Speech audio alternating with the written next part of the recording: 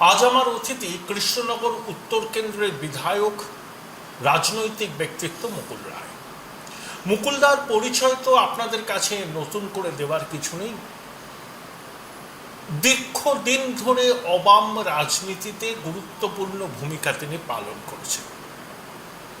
2011-য় তৃণমূল যখন প্রথমবার রাজ্যে ক্ষমতায় এলো, তার নেপথ্যে সাংগঠনিক দিক থেকে সব রকমভাবে যিনি কার্যকর ভূমিকা পালন করেছিলেন তিনি হচ্ছেন মুকুল রায়।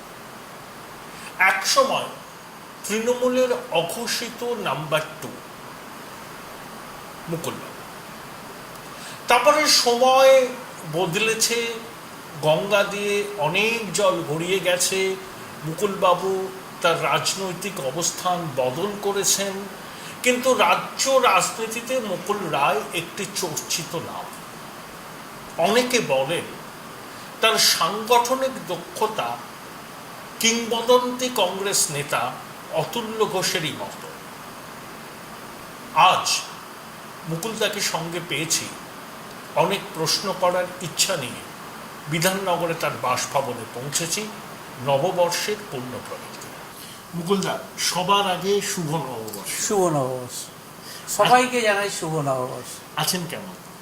আজকে চলে যাচ্ছে, কতগুলো তো পারিবারিক বিপর্যয় হলো, জীবনের অনেক ধাপ কাটিয়ে এলাম। আপনার রাজনৈতিক জীবন প্রায় অর্ধ শতাব্দী হবে। অর্ধ শতাব্দীর কাছাকাছি, 47। কিন্তু আমি পার্সোনালি মনে করি যে কংগ্রেস রাজনীতিতে সাংগঠনিক দক্ষতার বিচারে অতুল্যবাবুর কাছাকাছি আপনার অবস্থান। না, এটা তোমরা ভাবতে পারো, কিন্তু আমি মনে করি না, অত দূর আমি পৌঁছইনি। অতুল্যবাবু অনেক বড় মাপের মানুষ, কিন্তু সাংগঠনিক দক্ষতা না, ওনারও আলাদা দক্ষতা। আমার দক্ষতা সেই অর্থে তুলনা হয় না অতুল্যবাবুর সাথে। আচ্ছা, নিজের পক্ষে সময় নেই? সোমেনদাও দক্ষতা ছিল, দক্ষ মানুষ ছিল নিঃসন্দেহে। কিন্তু আপনি ব্লক স্তরে, স্থানীয় স্তরে যেভাবে স্থানীয় কর্মীদের নামে চিনতেন, স্থানীয় নেতাদের নামে চিনতেন, তারা আপনাকে ফোন করলে সেই ফোন আপনি রিসিভ করতেন, তাদেরকে অ্যাডভাইস দিতেন। এই যে বিরল সাংগঠনিক দক্ষতা, এটা কিন্তু হাল আমলের অনেক নেতার মধ্যে নেই। দেখো, এটা এক একটা লোকের এক এক রকম ধ্যান ধরন ভাবে চলেছে, তারা সেইভাবে নিজেকে তৈরি করেছে। আমি মনে করেছি এটা একটা স্টাইল অফ ফাংশনিং। মুকুলদা, বর্তমান পশ্চিমবঙ্গের রাজনৈতিক পরিস্থিতি নিয়ে আপনার মূল্যায়ন কি? না দেখো, যে মূল্যায়ন আমার, তুমি মনে করো, আমি ব্যক্তিগতভাবে মনে করি যে ইট is too early to say আমাকে নিজেকে মূল্যায়ন করা। আমি সেই জায়গায় পৌঁছইনি, সেই অর্থে সেই মানুষ নই, কিন্তু আমি আমার মতন করে নিজেকে তৈরি করেছি, সেইটাই বলে ভাবি। না, পশ্চিমবঙ্গের রাজনীতির সম্পর্কে আপনার যেটা চলছে, পশ্চিমবাংলায় যেটা চলছে সেটা তো একটা আশ্চর্য রকম ব্যাপার চলছে। সেটাতে দাঁড়িয়ে অ্যাসেস করা তো সেই অর্থে যাবে না। কি কোন কোন ক্ষেত্রে আপনাকে আশ্চর্যজনক লাগছে? না, প্রথম কথা হচ্ছে যে অর্থে দাঁড়িয়ে 70 থেকে 72 দেখেছি, 72 থেকে 77 দেখেছি, 77 থেকে 82 দেখেছি, 82 থেকে 87 দেখেছি, সেই অর্থে যদি বিচার করো নিশ্চয়ই আমাকে একটু ব্যতিক্রমী মনে হয়। এখন প্রতিদিনই আমরা নানা রকম ঘটনা দেখি, যে ঘটনাগুলো আমাদের খুব পীড়া দেয়। নারী নির্যাতন, এসএসসি, এই সমস্ত ঘটনা। তো কোথাও কি মনে হচ্ছে যে একটা রাশ আলগা হয়ে গেছে? না, আমার ব্যক্তিগতভাবে মনে করি পলিটিক্স যে রাশ, সেই রাশটার ধরা নেই। কেন? এটা একটা শূন্যতা। আমার দেখে মনে হয়েছে সেই অর্থে সেইরকম শূন্যতা মনে হয়েছে। তো এই শূন্যতা কি পূরণ হবে? It is too early to speak. কী হবে না হবে বলা, কী হবে ভবিষ্যতে জানি না। তো আমার মনে হয়েছে নিশ্চিত এটা মানে একটা কিছু পরিবর্তন হবে। তা সেই পরিবর্তনে আপনার কি ভূমিকা থাকবে? না দেখো, সেই পরিবর্তনের সময় আমরা কোন জায়গায় কী অবস্থানে থাকবো তার উপর ইট is too early to say. এখন অনেক সময় মনে হচ্ছে যে আদালত কার্যত অনাস্থা প্রকাশ করছে রাজ্যের আইন শৃঙ্খলা পরিস্থিতি। এইটা মানে বলা যাবে না, এটা বলাও উচিত হবে না। এই অর্থে দাঁড়িয়ে এক্ষুনি সেটা যদি কেউ বলে আমার মনে হয় ঠিক হবে না, কিন্তু আমার মনে হয়েছে এখন এই জায়গায় দাঁড়িয়ে এই অবস্থান রয়েছে।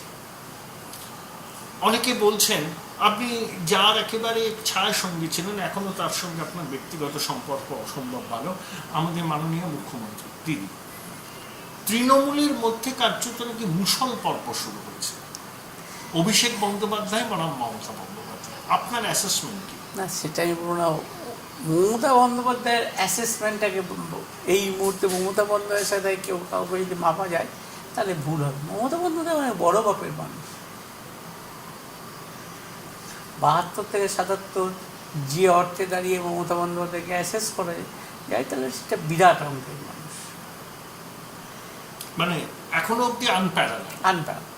এখনো অব্দি আনপ্যারালাল।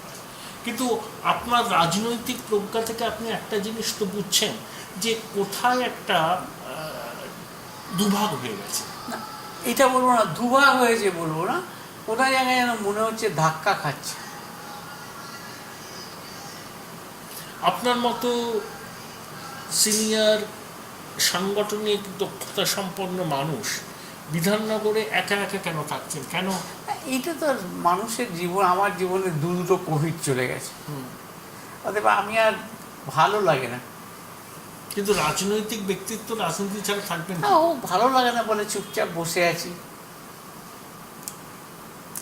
আমি তো গত লোকসভা নির্বাচনে অ্যাক্টিভলি পার্ট নিয়েছি। তখন তো আপনাকে আমি ভীষণ চন্মনে দেখেছি। হ্যাঁ, গত লোকসভা নির্বাচনে আমি অ্যাক্টিভলি পার্ট নিয়েছি। এবং তখন যে পার্ট নিয়েছিলেন তার ফসলও যাদের পাওয়ার তারা পেয়েছিল। যাই হোক, আমি অ্যাক্টিভলি পার্ট নিয়েছি, করেছি। আপনার কোন সিদ্ধান্তের জন্য আপনার নিজেকে মাঝে মধ্যে মনে হয় যে আমি ভুল করেছি? না, আমার মনে হয় যে যেভাবে পলিটিক্সটা চলছে আমি সেই অবস্থায় পলিটিক্সটাই কপ আপ করতে পারিনি। একটু বিস্তারিত বলুন। না, যেভাবে পলিটিক্স চলছে সেইভাবে করতে পারিনি। এর দায় কার? আমার দায়, আমার নিজের দায়। নাকি যাদের সঙ্গে দীর্ঘদিন আপনার সহকর্মী ছিলেন তাদের থেকে আরো একটু ফ্রেন্ডলি বিহেভিয়ার প্রত্যাশা করেছিলেন? না, ফ্রেন্ডলি বিহেভিয়ার প্রত্যাশা তো নিশ্চয়ই করেছিলাম যে আরেকটু ইয়েতে করব, সেটা পারিনি, হয়নি। এটা আমার ব্যর্থতায় ধরলে ব্যর্থতা। তাদের দিক থেকে তো একটা চেষ্টা থাকা না, সেই চেষ্টা হয়তো পাইনি। আপনি মুকুলদা, যখন আপনি at the helm of the affairs ছিলেন, কোনোদিন দেখেছেন যে যে প্রেস কনফারেন্স হচ্ছে তাদের শাসক দলের নেতাদেরই নানা রকম তির্যক মন্তব্যে বিদ্ধ করছেন একজন মুখপাত্র? না, এটা শাসক দলের মুখপাত্র। এটা তো তারই মধ্যে, it is a part of the game.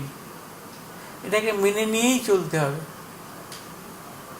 অনেকে বলছেন যে ওয়েস্ট বেঙ্গল তৃণমূল কংগ্রেস আর অল ইন্ডিয়া তৃণমূল কংগ্রেস, তৃণমূল নাকি ভাগ হয়ে যাবে। না, সেটা হবে বলে আমার মনে হয় না। পলিটিক্সে তো অনেক কিছু হয়, পলিটিক্সে এদিক ওদিক অনেক কিছু হয়, সেই রকম হবে হয়তো। কিন্তু এটা আপনার মনে হচ্ছে না? আমি নাম করেই বলছি, কুণাল বাবু প্রতিদিন সাংবাদিক বৈঠক করে পার্থ চট্টোপাধ্যায়কে নাম না করে বলছেন, ববি হাকিমকে নাম না করে বলছেন। হ্যাঁ, এটা কি নবীন প্রবীণ? আপনারা সব কন্টেম্পোরারি, ববিদা, বক্সিদা, পার্থদা এজ ওয়াইজ কন্টেম্পোরারি সবাই। কারোর রাজনৈতিক অভিজ্ঞতা কম, কারোর রাজনৈতিক অভিজ্ঞতা বেশি, কিন্তু সেম জেনারেশন। সেই সেম জেনারেশনকে যদি আক্রমণ করা হয় এইভাবে, সেটা একজন প্রবীণ রাজনীতিবিদ হিসাবে আপনার কি আমার ভালো মনে লাগে? হয় এটা না হলেই ভালো, এটাই কাম্য। এটা হচ্ছে কেন? রাস আলগা এটা যেভাবে হয়ে যাচ্ছে, কিছু করার নেই, কিন্তু এটা ঘটছে, যেটা বাস্তব সেটা মানতেই হবে। মানুষের কাছে নেতিবাচক বার্তা যাচ্ছে নাকি? আবার বলছি, মানুষ এটাকে ভালো চোখে নেবে না, কিছুতেই নেবে না। দেখুন, কেউ সেই 70-এর মমতা ব্যানার্জিকে দেখেছে, বা কেউ 72-এর দেখেছে, তো এই অবস্থায় দেখতে দেখতে তারা চলে গেছে। দিদির মনে হয় কোনো কোনো ক্ষেত্রে কন্ট্রোলটা রাখতে পারছেন না, আসলে দল এত আমার বড় মনে হয়ে হচ্ছে গেছে, দিদির আর একটু ছেড়ে করা উচিত, অ্যাকোমোডেট করা উচিত। আর একটু ছেড়ে করা উচিত। ছেড়ে বলতে আমি কি বুঝবো? আমি বলছি ছেড়ে বলতে আর একটু ছেড়ে দাও পলিটিক্সটা, যা হচ্ছে হতে দাও। বুঝতে পেরেছি। তো এই রকম একটা ম্যান্ডেট 2021-এ মানুষ, আমার মুকুলদা আপনার মনেই থাকবে 2006-এ 235টা আসন পেল বামফ্রন্ট। হ্যাঁ, 2006 সিঙ্গুর হলো শেষের দিকে, 7-এ হলো নন্দীগ্রাম। তারপরে ওই 235 থেকে ওরা 61-তে নামলো। তৃতীয়বার তৃণমূল ক্ষমতায় আসার 1 বছরের মধ্যে রাজ্য জুড়ে যে যে ঘটনাগুলো ঘটছে, সেটা বাম জমানার শেষ দিককার কথা কি আপনাকে না, মনে করে আমি দিচ্ছে? আবার বলছি, আমি বহু কিছু দেখলাম পলিটিক্স, আমারও নিজের জীবনে অনেক দেখেছি। সেই দেখা থেকেই মনে হচ্ছে এই সব জিনিস ঘটার সময় হয়নি আর তখন, বড় তাড়াতাড়ি এইসব বড় ঘটছে। তাড়াতাড়ি ঘটছে। রাজ্যের পুলিশ প্রশাসনকে আপনি নিরপেক্ষ মনে করেন? না, এটা তো ইট ইজ এ মানে $1,000,000 টু অ্যান্সার। এটা মনে হয় না, কিন্তু এটা করে যারা ভাবছে তারা ভাবে যে এটা ঠিক। তো বারবার আদালত ভর্ৎসনা করছে, কেন্দ্রীয় তদন্তকারী সংস্থার হাতে তদন্তের ভার দিয়ে দিচ্ছে, এটা কি রাজ্যের ভাবমূর্তি? এটা দরকার হয় না, এটা দরকার ছিল না, দরকার থাকে না, ঘটে যাচ্ছে। আপনার প্রেসক্রিপশন কি এই সময় দাঁড়িয়ে? আপনার প্রেসক্রিপশন? আমার প্রেসক্রিপশন হচ্ছে একদম ফ্রি হ্যান্ড দিয়ে দাও, পলিটিক্সটা হতে দাও, দেখো কি ঘটে। মানে যার যার রাজনীতি শেষে করুক, বিরোধীরাও করুক, শাসক দলও করুক। আর আপনার পরবর্তী নিজস্ব রাজনৈতিক পদক্ষেপ কি হবে? দেখো, আমি তো ধরো আমি পলিটিক্স হয়তো আর করবো কিনা জানি না, আমি যদি পলিটিক্স করি তাহলে কী অবস্থায় করব, তখন সিদ্ধান্ত নেবো, এই হচ্ছে ব্যাপার।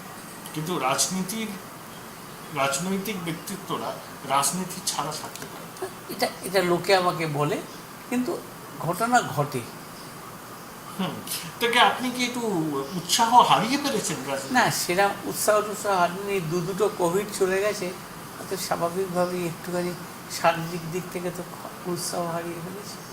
কিন্তু এখন তো কোভিড মুক্ত হচ্ছে পৃথিবী, আস্তে দেখা যাক আস্তে। কি হয়, এখন তো কোভিড মুক্ত এখন দেখা যাক কি হয়, সময়। দেখা যাক কি হয়। এ আমার ক্লোজ অ্যাসোসিয়েট। আর সংবাদ মাধ্যমের উদ্দেশ্যে আপনার কি বক্তব্য? না, সংবাদ মাত্র সেই অর্থ তো করছে না। আপনি কি এক্সপেক্ট করেন সংবাদ মাধ্যম? না, সংবাদ মাধ্যম আরো ভালোভাবে পলিটিক্স করবে, এটাই তো এক্সপেক্ট করি। মানে কাভারেজ করবে, তাহলে মানে সংবাদ মাধ্যমের ভূমিকাটা আরেকটু স্বচ্ছ হবে। হ্যাঁ,